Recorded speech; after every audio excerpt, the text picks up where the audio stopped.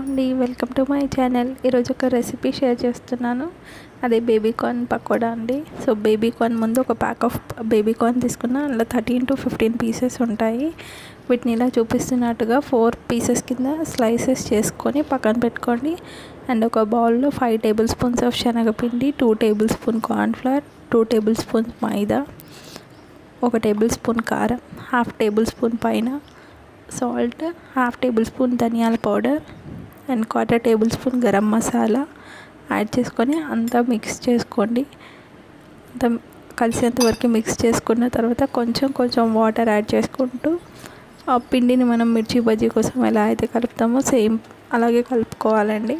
కలుపుకొని పక్కన పెట్టుకోండి. మనం ముందుగా కట్ చేసుకున్న బేబీ కార్న్ని తీసుకొని దాంట్లో 1/2 టేబుల్ స్పూన్ కారం, 1/2 టేబుల్ స్పూన్ ఉప్పు అండ్ 1/2 టేబుల్ స్పూన్ శనగపిండితో కోట్ చేసుకోండి.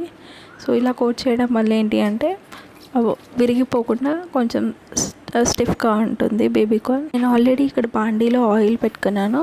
సో ఆయిల్ బాగా హీట్ అయిన తర్వాత మనం ముందుగా కట్ చేసి పెట్టుకున్న బేబీ కార్న్ని బ్యాటర్లో డిప్ చేస్తూ ఆయిల్లోకి వేసుకోండి. వన్స్ సరిపోయేంత వరకు వేసిన తర్వాత మీడియం టు లో ఫ్లేమ్లో పెట్టుకొని గోల్డెన్ బ్రౌన్ కలర్ వచ్చేంత వరకు టర్న్ చేస్తూ ఫ్రై చేసుకోండి. సో ఇది కొంచెం టైం తీసుకుంటుందండి. అట్లీస్ట్ 5 to 8 minutes టైం తీసుకుంటుంది. సో వన్స్ ఇలా అన్నీ రెడీ అయిన తర్వాత సర్వ్ చేసుకుంటే simple and tasty snack ready అండి. Thanks for watching. Please subscribe my channel.